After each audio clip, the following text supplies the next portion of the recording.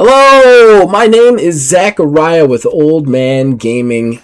Who is excited to see the picture next to our heads and know that, yes, Season 2 of Duel Bastards is happening right now, because I couldn't be more excited. This is one of my favorite shows that I've ever game mastered. I'm really excited about it.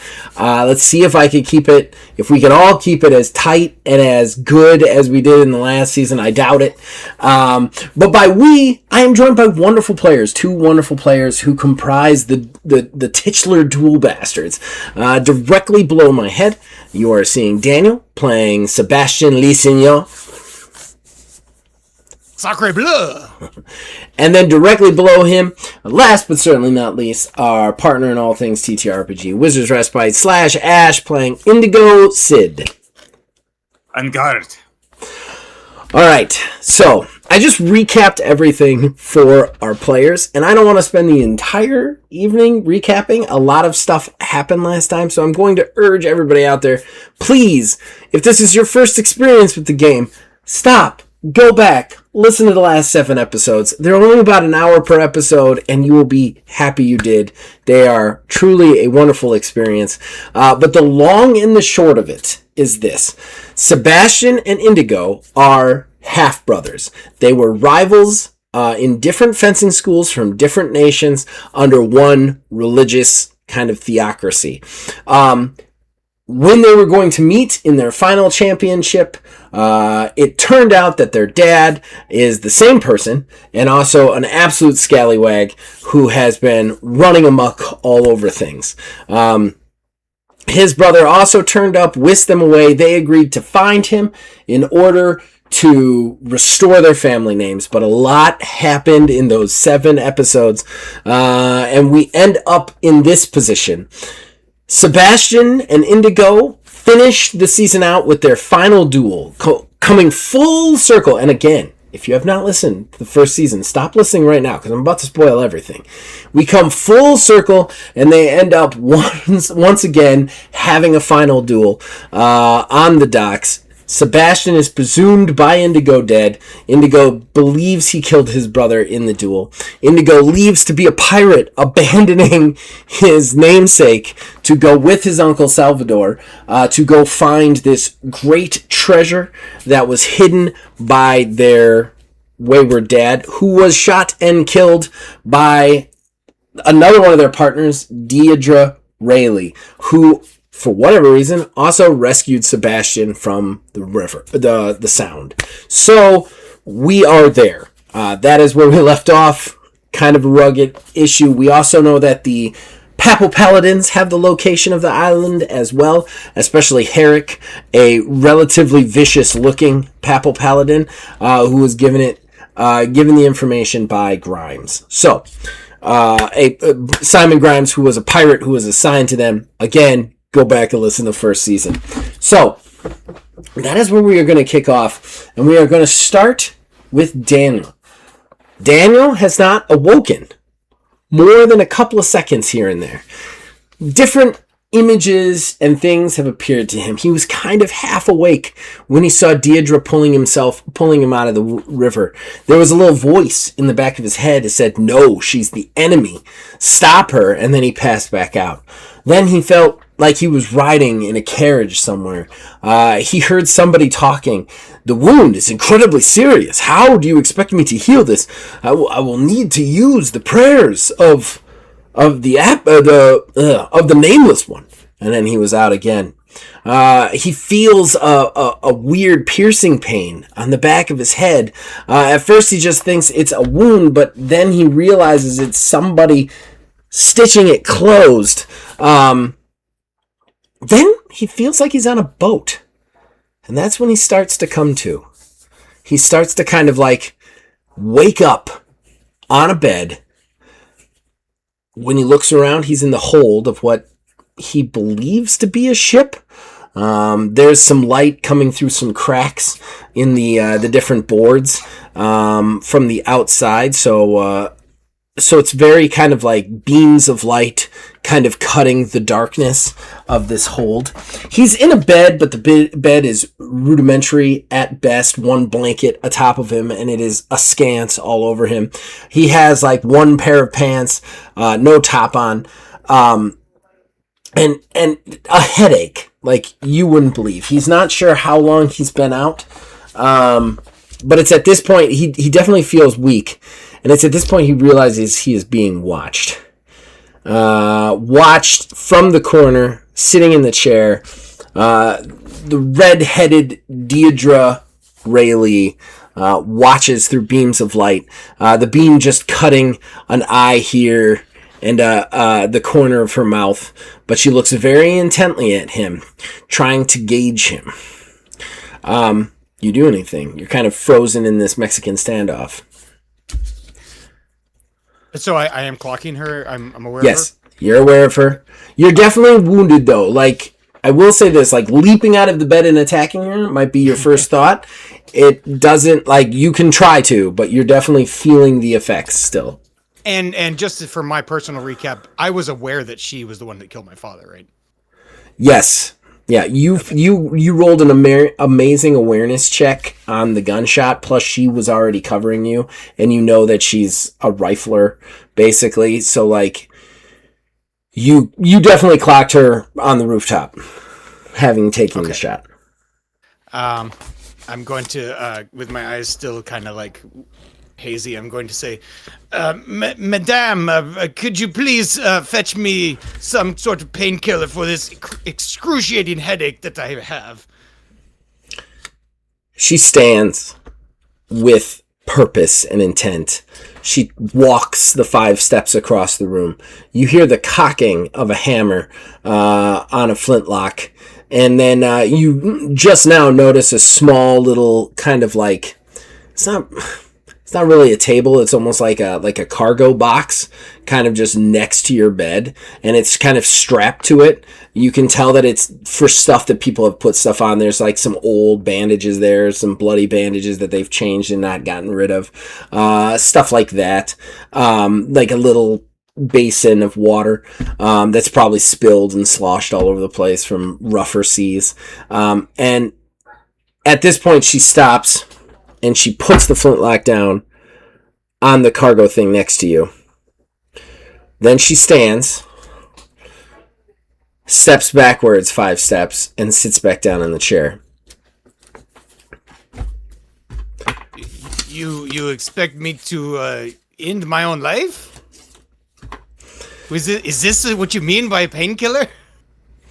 She goes, I gotta do the Irish. Hold on.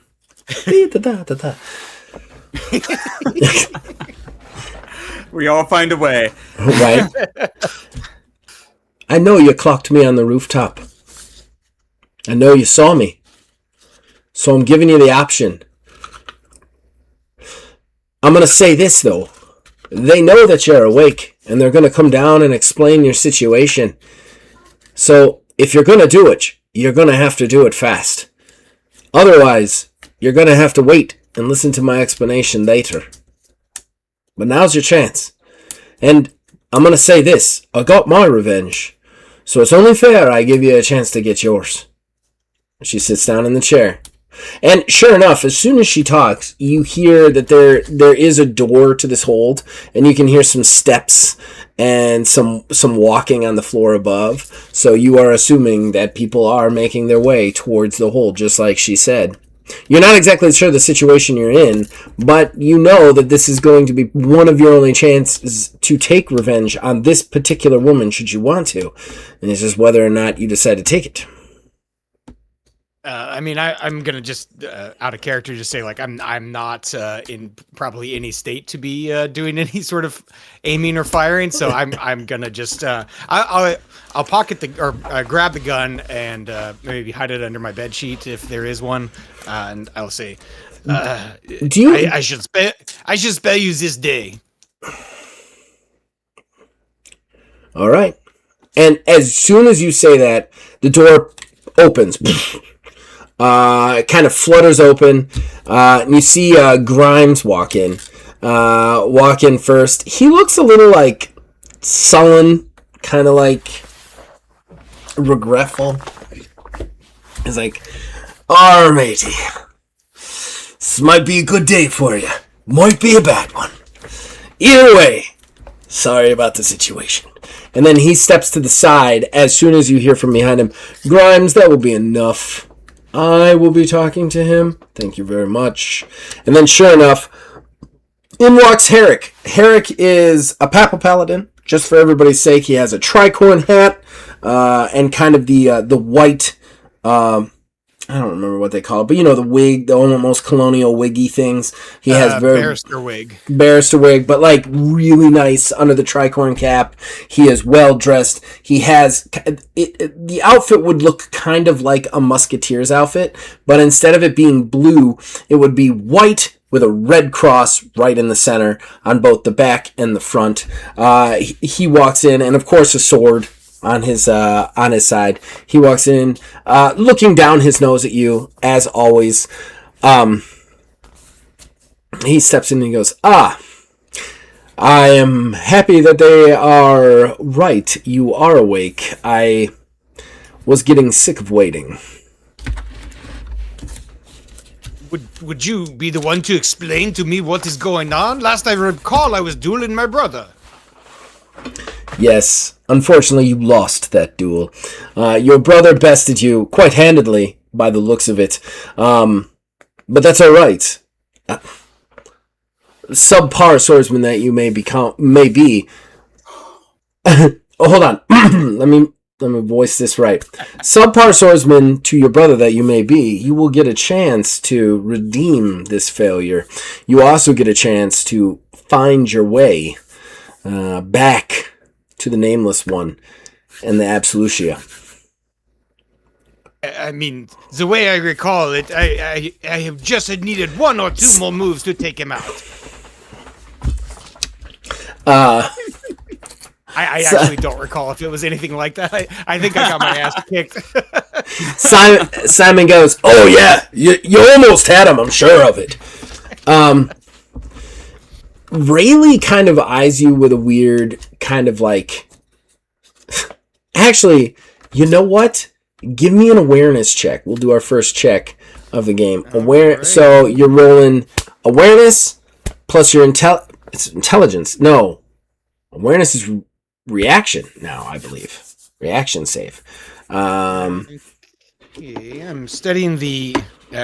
for the audience at home, this is an interim build of the new character sheet. That, it's an alpha game, so that's how it goes. So yes. For the audience at home, this game is rough, and it continues to be tough. Yes. So it's going to be awareness and what did you say? Reaction. Awareness and your save dice from reaction. Okay. And then the difficulty I'm going to make is actually 4 because Sebastian is not the most socially aware person, I would say. If I have a 4 on my level of awareness, does that mean I roll 4 dice here? Yes, you would roll 4 dice plus whatever your save dice is in reaction. That's going to be 6. Yep. So I need 4 successes, you're saying? Yes, and successes are 5s and 6s. And remember, I have made it a difficulty of 4, but that means I'm rolling 4d6s against you. Does not mean that the difficulty, you have to hit 4 successes. Correct. I got 2 successes. I unfortunately get 2 successes as well. You have no idea what her eyes mean whatsoever. So moving on, do you say anything further after Grimes? Sorry, what was we clarified some rules. So what was the last thing that Grimes just said? Hold on, guys. My kid is sneaking up on me. What's up, kiddo? I was trying to sneak up in you. You can't laugh behind me. If you want to sneak up behind me, it's pretty hard. Say hi to everybody, then you gotta go bed. Hi. All right. Hi. Bed. Love you. Love you. All right. So, he had said, "Oh yeah, you almost had him, mate. I'm sure of it." And then I got a unknown look from Deirdre. Yes, that is exactly how I recall. And Herrick goes, regardless of your failure to stop him, the fact remains you tried.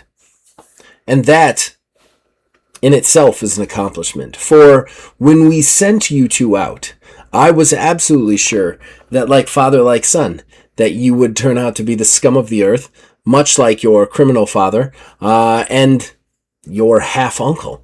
And that this mission would surely fail. Which is one of the reasons I put you with Mr. Grimes. You see Grimes now starts to look down at his feet. Like he's not happy that his part of this is going to be explained. He goes, you see, Mr. Simon Grimes is an infamous pirate, and while I can't stand piracies, I cannot stand piracy. I can, however, respect that they have their uses. And Simon Grimes was to find not only the location of this boat, but also report back to me all of the goings-on of your mission, so that I might use that to further Gloria Eus, the Papal Paladins, and of course, the Nameless One's name. He reported back splendidly. Grimes is like, rather you didn't talk about me like that. And he's like, there's hope for you yet, Grimes. And then he turns back to you and he goes, in fact, Simon Grimes gave me the location of the island that your half-uncle and your brother are headed to now. The location with the lost treasure that was meant to be paid to the Rosari. Now, personally, I find this a disgusting habit. The Rosari are pagan heathens and should be dealt with as such. So we will bring that gold back to Gloria Enos. We will use it properly to raise our own army and to wipe those tribes off the map. All of that said, you, however, were the only one who tried to stop them. Your father, you managed to perfectly line up for Deirdre's shot so that he might be brought to justice. And then you courageously went to stop Salvador, your half-uncle, and your disreputable, disgusting brother, Indigo, before they made off for the island. Unfortunately, again, your subpar fencing got in the way. That being said, you have the makings of a potential true Gloria Enos Papal Paladin. No, he goes, truly the makings of an officer, possibly even a Papal Paladin. So I offer you this, Sebastian Lee Senior, who has acted in the best, most honorable way for your nation. Will you help us hunt down and bring your brother and your half-uncle to justice, reclaim the treasure that so rightfully belongs in the Nameless One's name, and in doing so, we will reset your honor and your standing to its highest point. You will be worshipped as a hero. Well, I'll say, well, monsieur, certainly I feel quite cornered and perhaps even intimidated by being in my wounded state, surrounded by so many people that could potentially kill me. I also don't particularly like being used as a pawn in your machinations. You know, it. Deirdre stands up suddenly. Deirdre stands up and goes, I think he took that bump. I'm sorry. Blah, blah, blah. I think he took that bump a wee bit hard. He's not talking quite right. Herrick looks at her and goes, are you talking for him? Interesting. Does this woman speak for you? I've never met her in my life. I lie. He goes, But he definitely is aware. Simon steps in now and he's like, Deirdre's speaking the truth, Eric. He rode with Deirdre in the back. I already told you that, so he's obviously still speaking the tongues. Why don't we give him a minute to wake up, and then we'll have him talk. We'll have him do your offer again. Herrick does not seem happy. I'll say, I will go to this island to hunt my brother and my half uncle, but my reasons are my own. Herrick turns to you, like dead-faced angry, and he goes, "Are you saying there is a reason higher than that of the Nameless One's request?" Simon Grimes is like, no, that's not what he's saying. That's not what he's saying at all, right, Deirdre? Deirdre's like, nah, not at all. He's not saying that at all. Like I said, wild bump on the head. I'm pretty sure once we calm down, talk to him a little bit, he'll be singing your praises, just like anybody should. Herrick looks back at Sebastian.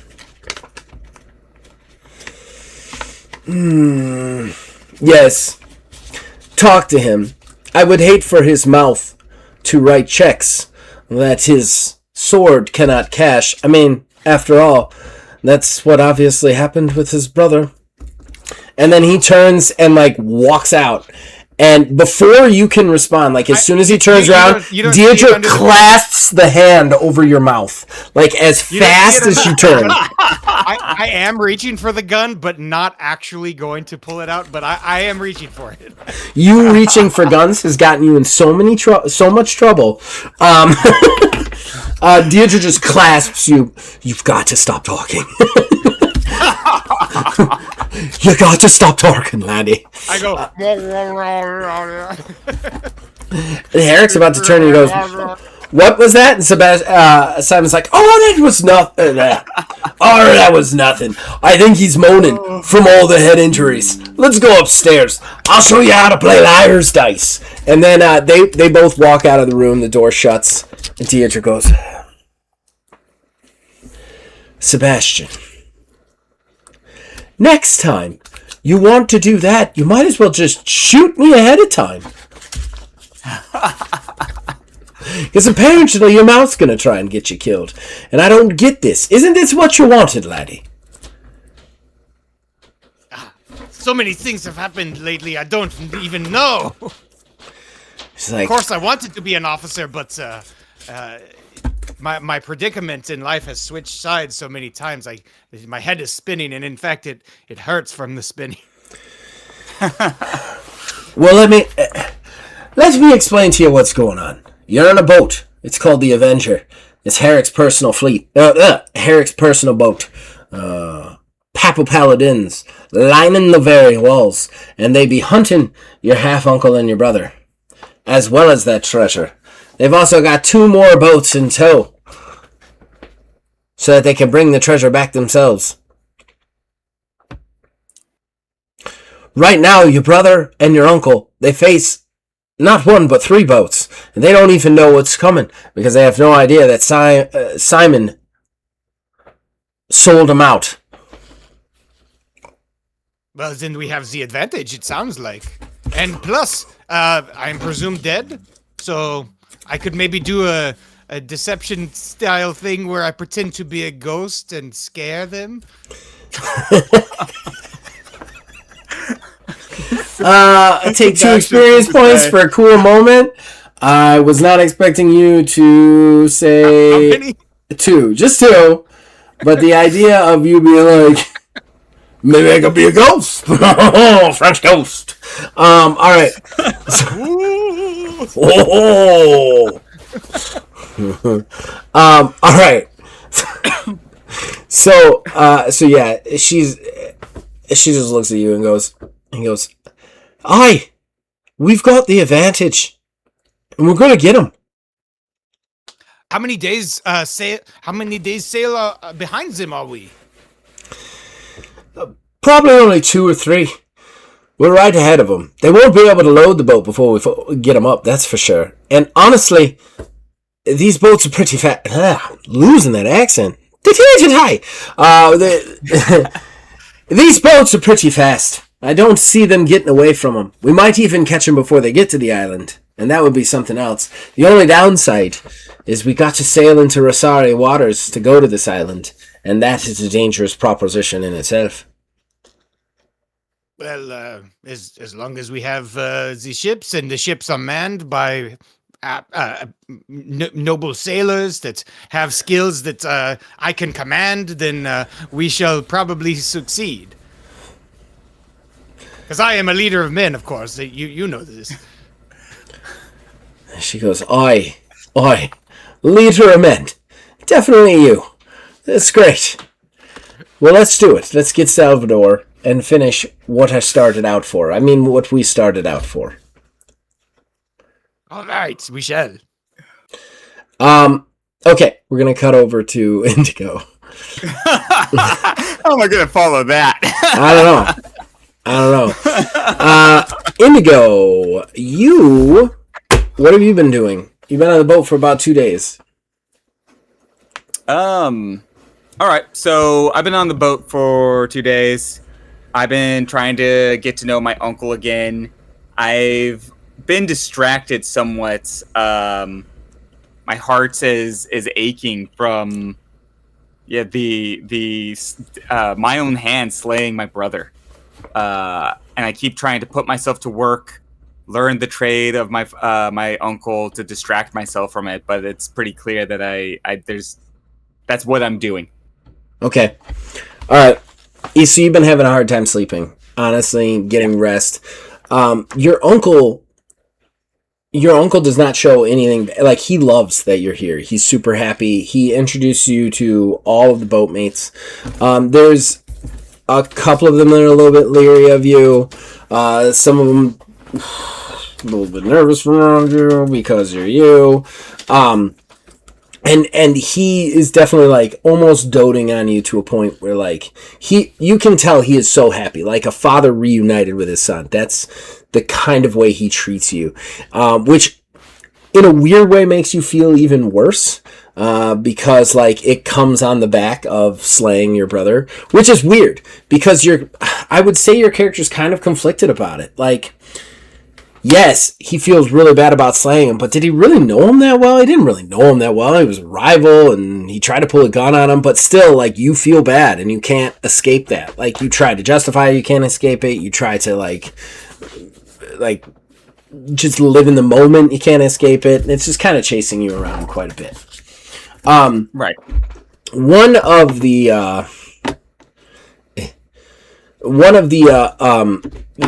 first mate of the boat, of the Golden Bird, is Sanaya.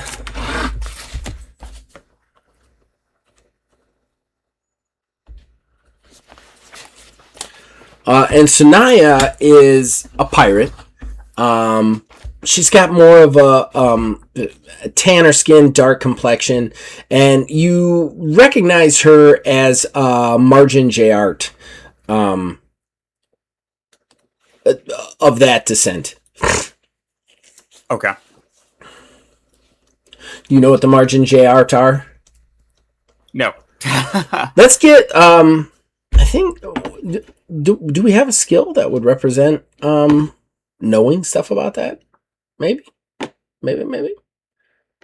Is there like a history or? There is like a specialization, I believe, for history. I'm looking, everybody. Bear with us. It's an alpha. It doesn't help that there's like 42 documents now because I haven't put them together yet. And I just keep adding possibly more. Like something about like I don't know, maps. Like, well, I guess maps would not be culture. I believe there's actually like a... Oh, maybe not. No, that's charisma. Where's intelligence? Intelligence was the first one. Yeah, there's lore. So there's a lore skill. I'm guessing you do not have a lore skill, right? I do not. All right. I have linguistics or... Yeah. You don't have the lore skill. Really it. I'm going to say, like, the only thing you know about the Margin J art is what you would have heard of the Margin J art, which is not a lot because they are extremely foreign. They're literally on the other side of the world from you guys. I mean, for the sake of quick explanation, they are more akin to like a Middle Eastern or Indian culture, that sort of thing. If that makes sense. Yeah. But like only like you would only know a little bit around it. You know they're incredibly like nomadish as a people. You know that they don't really like all their personal belongings are things that they take with them. You also know that their religion is some sort of like fortunism kind of opposite called opportunism. That's all you know, but it's real like surface level stuff. Okay. All right. But she's the first mate, and she's probably the one that likes you the least, just because she was very obviously Salvador's favorite until you came along. Okay. Okay. Yeah. So, other than that, and kind of fast forward a little bit. You're in the second day, and again, you have a terrible nightmare. You wake up in a cold sweat. She actually, one thing that you've noticed is that Salvador. Actually, you know what? Awareness. Give me awareness. Difficulty 3. Okay. This is not the important one. And awareness was there. Okay, I got 3 in awareness, and that is on my reaction, which my save for reaction is a 2. So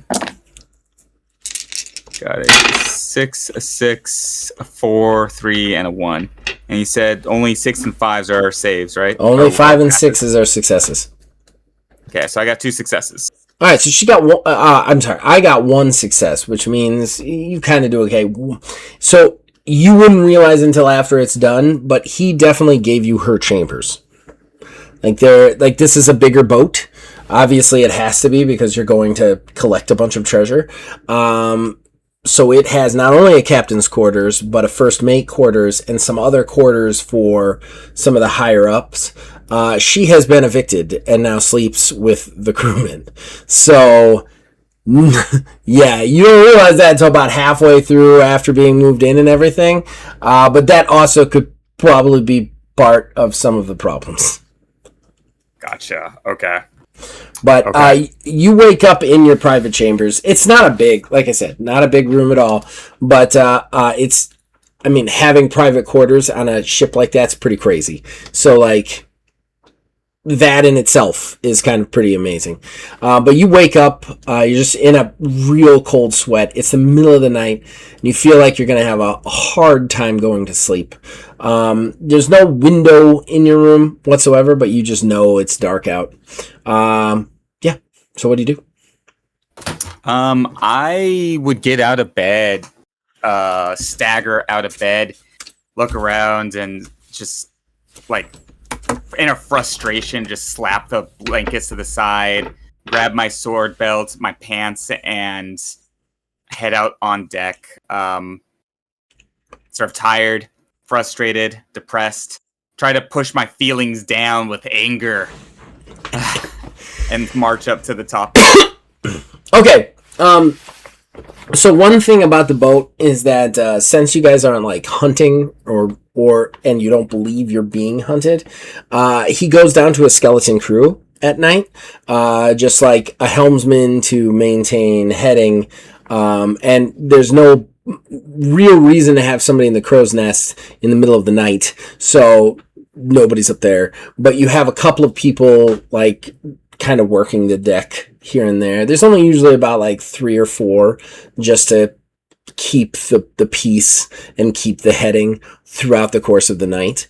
So you grab a lantern, you kind of light it up, you walk up the stairs and then kind of out onto the deck. As you walk out onto the deck, you realize it's incredibly foggy. And this has happened since you guys started to kind of like get into Rosari territory.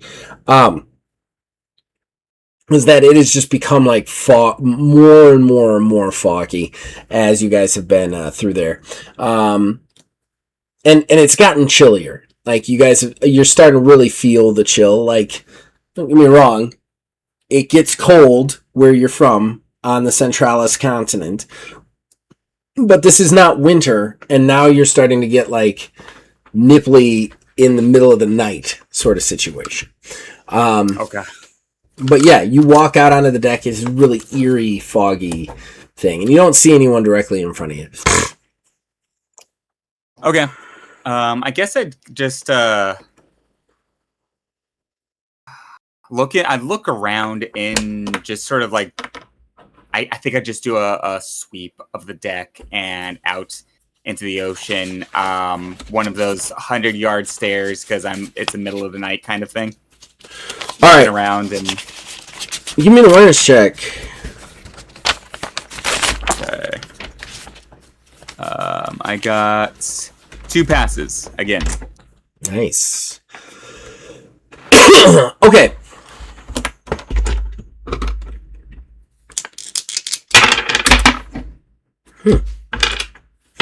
All right, you're just kind of doing a gentle sweep. There are one thing you notice right off the bat is that the boat has lanterns, like deck lanterns that they hang off the sides of the boats, as well as the center of the 2 masts of the boat. So I mean, these would be doused if you're trying to hide in the dark, but you're not trying to hide from anything that you guys know of. However, you find that they are doused, which is a little bit weird. And you step past the kind of alert bell. Like there's on the center mast, there's this bell that just hangs off of it.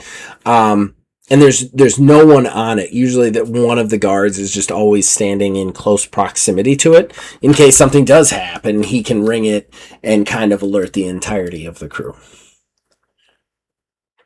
Okay. So my lantern is the only one that's illuminated on the entire deck, right? Yeah, it's real creepy. The 2 lanterns. There's 2 lanterns kind of hanging off the back of the ship, but other than that, no. And one hanging off the bow. Okay, I would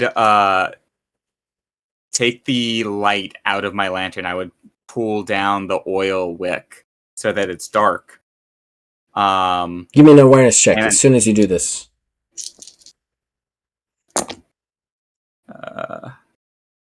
Only 1 pass this time.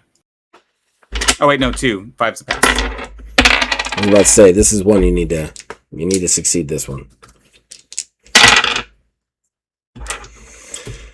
All right, you tune down the lantern.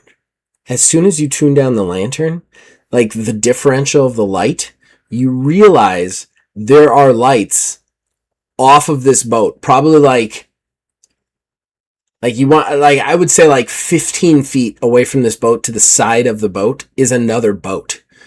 Like it just dawns on you that there's 2 lights up there, and you're like, shit. And as soon as you turn it down, like you kind of look to you look back and forth, like you're going to look to the bell, and then just from around the second mast, you see this mass come at you, just rush you. Viking. You just see a Viking. That's what a Rosari is. You see like a beard. You see a bunch of braids coming down off of it. He's got like black paint over his like eyes, like almost like he's just brushed it over there to kind of like blend in more. He's got his hair cut down the center, tattoos on his scalp, fur on his upper mass, and you just see him just like rush you. He's got an axe in either hand. What's your initiative? Yeah, 13. All right. You actually get to go first. Okay, shit. Wasn't expecting this. Now we get fighting. Yes.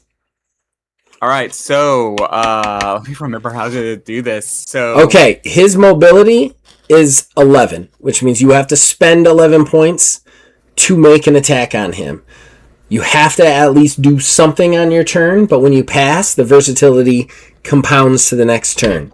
If you run out of versatility at any point in time, you become exhausted, which is a bad state.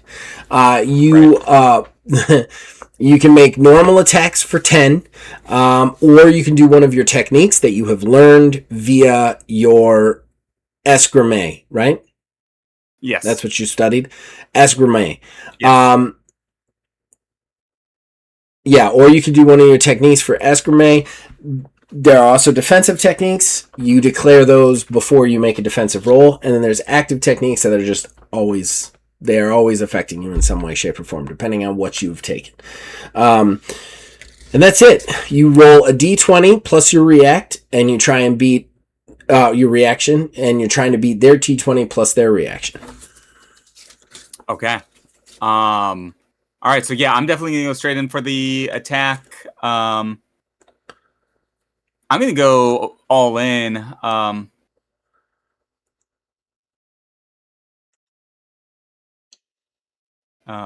Yeah, it can be done only after a failed attack. So actually, yeah. So I'm just gonna go in for a normal attack to start off with. So 11 is his mobility, and then the reaction score or save added to my d20. Your score, your actual stat. Okay. Oh, that's right. Okay, so 16. 23 is my attack roll. 16 plus 7 for the reaction.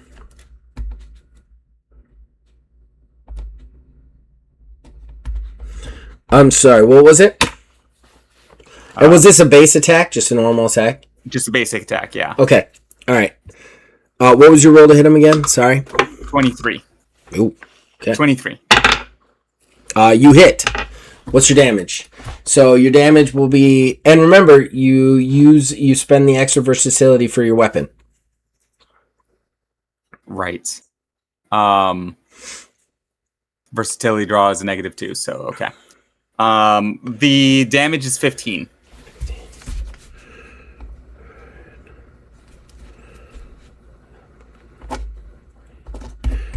Okay, and then he also takes a wound. All right, so you see him. You really quickly pull your blade, your saber. You bring it up. As soon as you bring it up, he's raising the axe already, and you just kind of like come across his chest with a big slash, kind of opening him up a little bit. It's surface, but there's a good that some blood starts to trickle out. Okay. And I can keep going as long as I have versatility, right? Yep. All right. You can run yourself out of versatility. It's just that's going to end badly for you if you don't kill him. Yes. Or if there's another one. Right. Fortunately, my versatility did get better when we did the level up last season, so I'm managing here. Okay. I am going to use an actual technique. I'm going to do a heavy slash attack. Okay. See, that is going to be... Oh, thank goodness. That was a 2 for 2 seconds, and then it tipped over to an 18. You'll love to see it.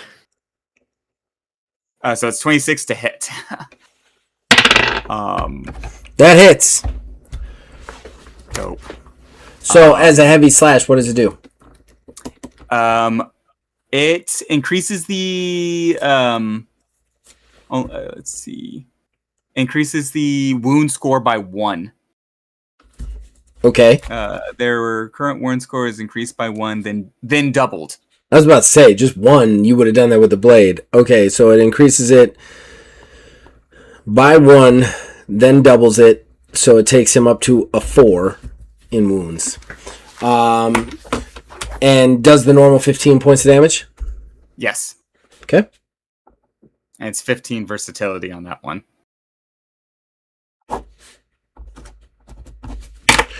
All right, you slashed him with the weak one. he just kind of kept charging through it. As he does, you kind of just like spin forward and just come up with a big secondary slash. This one cuts him right across the abdomen. You see a big amount of blood come through, and this time he staggers backwards like, oh! Kind of holding his stomach a little bit. Okay. I'm going to stop there because I got a feeling I'm going to need my defensive abilities here with versatility. You do start to see other, like, Rosari kind of coming over the edge of the boat from the other boat's side. And you are literally alone on this boat right now. And he's between me and the bell, right? He is between you and the bell. Yes. I'm not going to say I would make you spend some sort of versatility if you wanted to dive for the bell, but it might mean bad things for you from him because he is not dead by any stretch of the imagination. I know. I'm just so low on versatility at this point. I'm going to go for the bell. I'm going to dive for the bell. Okay. I'm going to say... I'm going to say it's 5 versatility to just dive for the bell, or you have to spend his mobility to kind of circle to the bell. If you spend his mobility to circle to the bell, which is 11, you will get to the bell without incurring any sort of extra attack. But if you dive for the bell, he is going to get a free attack on you. Now, he might not hit that free attack, but he is going to get a free attack on you. And how much versatility was it if I dive? 5. Just 5 for the dive. I'm gonna dive for the bell. Gonna dive for the bell. My mathing is not mathing. All right, drop your versatility by 5. You slash them that second time. You see the other Vikings. You see the bell, and you just rush and leap. As you rush and leap, he kind of sees what you're doing. He's like, ooh! And he like rushes to kind of cut you off and just kind of upper swing one of the hatches up into you. Okay. And this is his free attack. I still roll against it, right? What? I roll against it? Yes, you roll against it. Okay. You roll against it. He gets a 16 total. I got a 10. Ooh, 20 damage. Oh boy.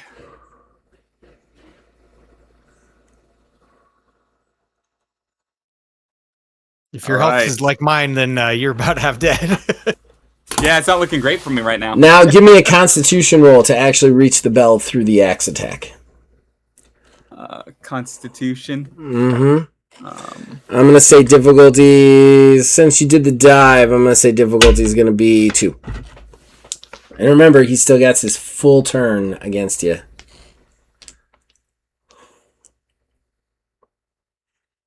Is Constitution a skill, or is it just straight endurance? It is a skill. It is an endurance skill. You can use the endurance safe dice. If you don't have it, you at least get the endurance safe dice. Okay, that is 1 dice. And so I got a 4. Ooh, you know you got luck points, right? Oh yeah, I do, don't I? You forgetting that? Okay. I mean, you won't get them refreshed until after the next time we all play together. But yeah, you can spend them. And how again do luck points work? 1 luck point per extra die roll on a skill check, and 1 luck point for advantage on an attack or a defense roll. So, for example, I've got 6 luck points. If I was in his situation, I could say I'm rolling 7 dice on this one. 100%. But you are out of luck until your luck refreshes at the beginning of the next session. Okay. I'm going to roll 2 extra dice then. I am going to allow you to take it back and roll one and only time. This is your one and only free, I forgot how luck works, reroll, okay? Okay. All right, thank you. I also would like you not to die in the first episode. Yeah, me too. Okay, I got a 5 on that one. I got so that's 1 pass.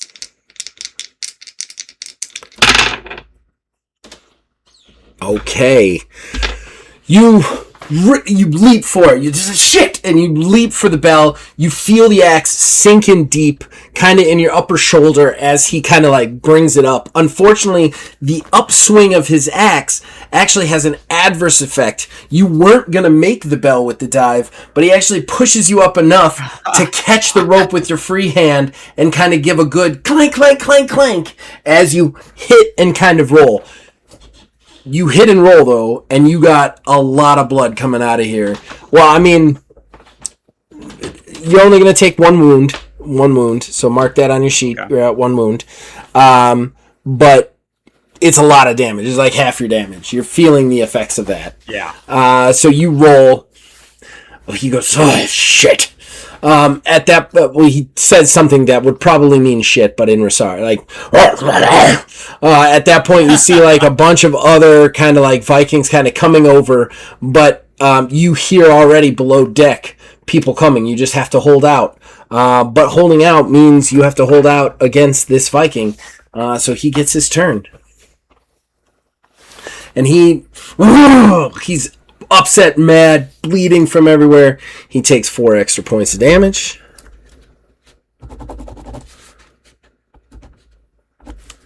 And charges. Okay. Yeah, my mobility is 16. Oh, mobility is 16, huh? He's only going to get 1 attack on you then. And lucky for you, he only rolls a 9. Okay. If you got a defensive technique that you want to try, now would be the time. Yeah, it would, and I do actually.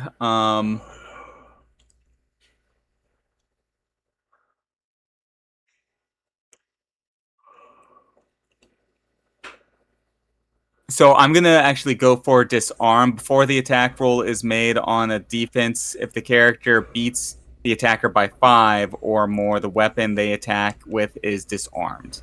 Okay. Okay, so I rolled a So you have to 50. Yeah, you have to beat him by 5, which means he rolled a 9 total. Your score has to be above a 14. Okay, it's I actually rolled a straight 15. And so plus my reaction still, right? Which is a 7. Yeah. Okay, so yeah, like that's what 22 21. All right. He comes at you with the axe, and you actually kind of like you stand up, kind of holding your shoulder, and you manage to just bring it in perfectly. You can see he's overextended. You kind of bring around the axe. You kind of clip the top of his hand, like, and as he passes, and you see the axe just like hit the ground and sputter away. He turns towards you at the last second, but he is completely out of versatility at this point because he does not have enough to run down 16. So, your turn. Okay, now new round, so versatility resets, right?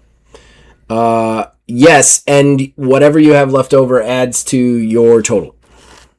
Okay. So if you have 60 versatility total, that resets, but if you had 4 left over, that plops onto the 60. So you'd actually be at 64. So actually I'm at 45, so plus 16. So 56. Nice. I'm taking this motherfucker down. All right. Do it. You have boarded the wrong ship, scoundrel. And I'd lunge at him. Lunge. And I'm going to use another heavy slash. Declaring it now. That was a 14 to hit. Oh, another heavy slash. Oof. All right. He gets a 12. You hit him. Okay. That's 15, right? 15 damage. And then with the heavy slash, plus 1 to his wound, and then doubled. So he has 10 wounds right now. So, and his health. By 1,000 cuts, monsieur. Like he turns around, heavy slash. Your heavy slash catches his neck, and just and you just see the whole spurting blood out of the carotid as he steps backwards. He remember I did say he had 2 axes, so he still has 1 axe in his hand, but you see him just like holding the blood. It's pouring around his arm, and you're almost kind of like surprised at this guy's drive and willpower, because even in this very clearly about to die state, he is not backing down. However, it is still your turn. Shit, he's still alive. He is. He is. They're Vikings. What do you want? Well, we're sorry. There are Vikings, so. Your determination is impressive, but I think now is a good time for you to fall over. And I attack again. All right. That is 18 to hit. And it's just a straight attack. I rolled a straight 1. So, he steps in, and you just like one more hit. This one catches him across the face somewhere. He spins slightly and crumples to the ground in a heap.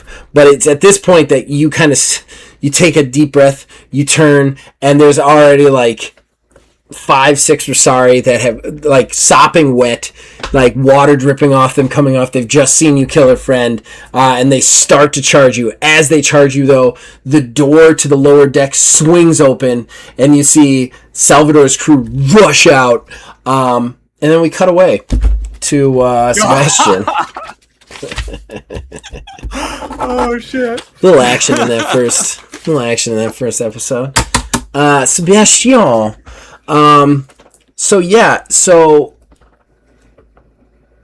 So we finish that scene, and then Riley, Deirdre, sits down and just kind of looks at you for a second, and then goes, "Hi, lad. If there's anything you want to ask me, now's the time." Why did you kill my father? He killed my son. So we would just live in this endless sea of revenge. I will break this cycle. You shall live this day at least. But you are no friend of mine. She goes, "That's fine. We don't have to be friends. But I'm going to tell you what I'm going to do. Because there's one other that had a hand in it. And that's Salvador Sid. I'm going to put another lead ball in his head. And then once I do, I'm done." Okay, so it sounds like, at least for the time being, we our goals are aligned. We can synergize, and other corporate buzzwords from a distant land that we may never know. We can say synergize works here. That's fine. It doesn't matter. We're in fantasy land.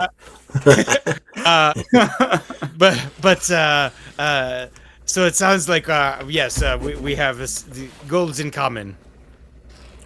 I do not necessarily want to see harm done to my half brother, but whatever becomes of the uncle, I'm not even really related to him. I don't think. Maybe I am. You definitely are. You definitely 100% is.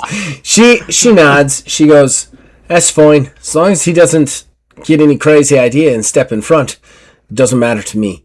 I'll leave him alone. I got no beef with you or your brother. I was honest all the way. I just admitted a thing or two. Like I said, I was helping you to find him because he owed me, and he did owe me his life, just like Salvador does. And I intend on collecting that debt." Fair enough. Perhaps if there is such a time that I can warn my brother in the form of a ghost, I can warn him to get out of the way. As a spectral form visiting him in the night. She just stares at you and goes, "That's the second time you wanted to be a ghost. Do you just want to be a ghost?" No. Please do not kill me. It's like, I don't intend to kill you. Like I said, I never intended to kill you. I just figured you'd want to shoot me for killing your dad. Well, then you can be of some use to me alive. You're more use alive than dead. So I I will not attack you today. She's like, all right. Well, if you got no more further questions for me, I'm going to go out and let Herrick know that you've come to your senses. Ah, yes, I can definitely play along. I can play the part of a potential person trying to gain his favor, and I'll never let on that I am secretly plotting to kill him as well. She looks at you long and hard, and she's like, you are not what I expected. Not in the least. I have a little bit of background in the performing arts, and I know the world of the Le Mans Marian opera. This is straight out of the operas. She goes, all right. You want to kill a paladin? You be right. You go right ahead. I got no problems with that. Just try to do it after we get a ride to where we need to go. And then certainly, I shall wait for the most opportune moment. Sebastian really needs his brother. Oh, dude. We're gonna end there. I think is a perfect spot. Yeah, this is going since we're recording only for an hour in this first night. Just so that everybody out there knows, we did kind of a session 0 to recoup ourselves on the story as well as do experience, which is why we're only doing like an hour recording. Usually we cut these in half. We're just doing one episode tonight, so yeah. I'm gonna give you guys a chance to plug. I do want to let you guys know, as usual, when we record these, I don't start releasing them until it is almost academic that we will have them all to be released, so that I don't release half seasons. That being said, keep that in mind when you're plugging things, that this is a thing that will probably not come out for many moons. So Daniel, anything you want to plug? Yeah, so that I was aware that, yeah, especially with these first ones, this will be a long ways off in the future. Yes. But right now it's the middle of January. It could be May by the time this goes live. Who knows? I hope we're done before then. But yes, it could be. Yeah, we'll get it all done sooner. But in the middle of January, I think a different episode I talked about a podcast I work on called Maximum Utcast, where we talk about video games, kind of in a free form chat. I'm still involved with that, and also the Maximum Utmost website that I guess I kind of write for now. We've started, at least this week, posting our top whatever game categories for 2025. And that includes games we played in 2025 that maybe didn't come out in 2025. So, at least according to today, there's 2 new posts about top video game narratives and top video game soundtracks that we experienced among the 4 staff writers that wrote for that site. So, and I think all week there's going to be new posts. So, kind of a cool little thing to get our little opinions about. Is very brief, a couple paragraphs per person, but just a retrospective. We're a little late to the game for retrospectives. Usually people do December, but we figured maybe there's a game that came out in the very last week of the year. So there's no rules. There's no rules on the internet. No rules, just right. Yeah. I'll say this. If one of you guys' favorite games for soundtrack and play is an Absalom, somebody needs to go play Absalom. That being said, Wiz, is there anything you would like to plug, keeping in mind the long period off? Of course, always, as always, at wizardsrespite.com. All these episodes can be seen there. We also have a ton of other episodes. I don't know when this is going to be landing versus other shows that we've been working on currently. We have other actual plays. Ordo Scriptorum already has several seasons out. Astral Drive. We do the Wizard's Respite Sanctorum, where Zach and I just deep dive into all things CTRPG. Please check all of those out. You can see them on the Wizard's Respite. You can see them on YouTube. You can listen to them on your podcast. It's all of them are a lot of fun. And please go back if you haven't already listened to season 1 of this show. It was a freaking blast. Continue listening to this. This is just so much fun. Yeah, I really love this. I don't know what it is about just this 2-person kind of love-hate dynamic that we got going that like I couldn't wait to play this again. Let's just go back, listen to this episode, this stuff. You could check it out on Wizards Respite, and buy some shirts from Wizards Respite. They're good shirts. I like them. Other than that, guys and gals, come back next week for no more Duel Bastards. As long as you guys keep watching and listening, we'll keep making them. Season 2, here we come.